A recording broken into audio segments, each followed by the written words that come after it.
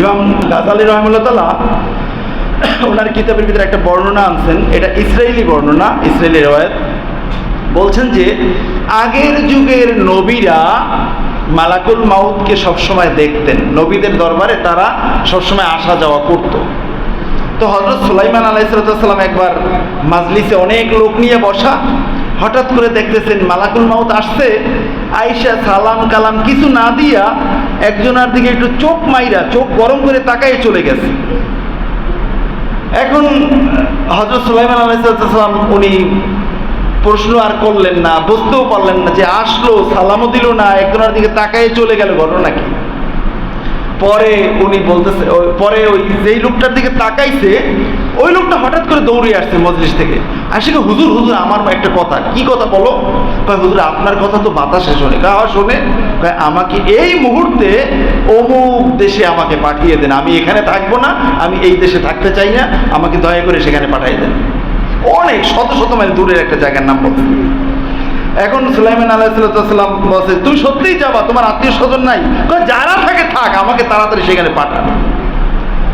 পরে বাতাসকে নির্দেশ দিয়েছেন, বাতাস ওনারে ধৈর্য ওনারে ওই যেখানে বলছে সেখানে পৌঁছে দিয়েছে।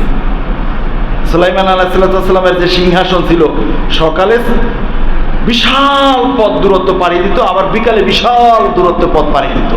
বিশাল 6 লক্ষ আসন ছিল, 6 লক্ষ আসন সব লইয়া এইটার উপরে উঠে চলতেন।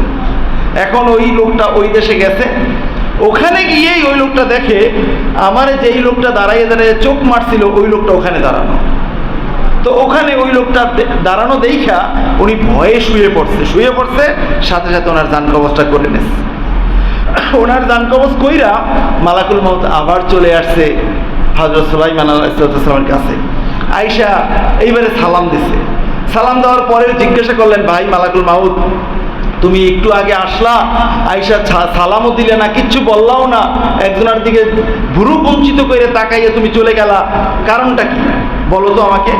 পরে বলছে, হুজুর আমি সারা দুনিয়ায় ঘুরতেছিলাম, এই লোকটার জান কবজ করতে হবে ওই জায়গায়, আল্লাহর নির্দেশ আসছে, সময় একেবারেই কাছাকাছি, কিন্তু আয়েশা দেয় সে তো আপনার ওয়াজ শুনতেছে। এখন এই কারণে আমি তাকাইলাম, আল্লাহ বলছে এর জান কবজ করতে, লোকটা না এই জায়গায় ওয়াজ শোনে। এটা মনে মনে ভাবতেছিলাম, আবার আল্লাহর কুদরত এটা তো আমার বিশ্বাস আছে, আমি এটা মনে কইরা আমি চলে গেছি ওই জায়গায়, যে আল্লাহর ব্যাপার, আল্লাহ কেমনে আনবে এটা আল্লাহর ইচ্ছা, আমি যাই আমার দায়িত্ব পালন করতে। তো এদিকে লোকটা আমার এই অবস্থা দেখে ভয় পাই আপনাকে বলছে, আপনি তো বাতাসের মাধ্যমে সেখানে পাঠাইতেছেন, আমার দায়িত্ব পালন করতে এক মুহূর্ত আগেও হয় নাই, পরেও হয় নাই। বলুন না সুবহানাল্লাহ। মৃত্যু আপনাকে যেতেই হবে, মৃত্যু মানুষকে টেনে সেখানে নিয়ে যাবে। এ কারণে হাদিসে আসছে,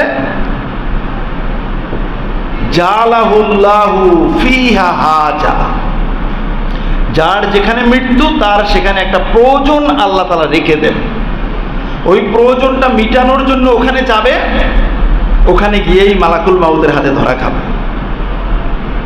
বন্ধুরা আমার, আমরা যুবক, ঘরে বসে থাকতে পারবো না। ঘরে বসলেও তো ওয়ালাউ কুনতুম ফি বুরুজিন মুশাইয়াদা, ঘরে বসলেও তো মৃত্যু আসবে যদি মৃত্যু আসার টাইম হয়ে যায়। সুতরাং আজকের থেকে আমরা মৃত্যুটাকে সব সময় স্মরণে রাখবো, এবং মৃত্যুকে স্মরণে রাখা আল্লাহ তাআলার কোনো নাফরমানি আমরা আর করব না। আল্লাহর ঘরে বসে আল্লাহকে উপস্থিত মনে করে, আল্লাহ আমার অন্তর্যামী এটা বিশ্বাস করে আল্লাহর কাছে এই ওয়াদা দিতে পারি? পারবেন সবাই? আল্লাহ রাব্বুল আলামিন কবুল করুন না। আমিন।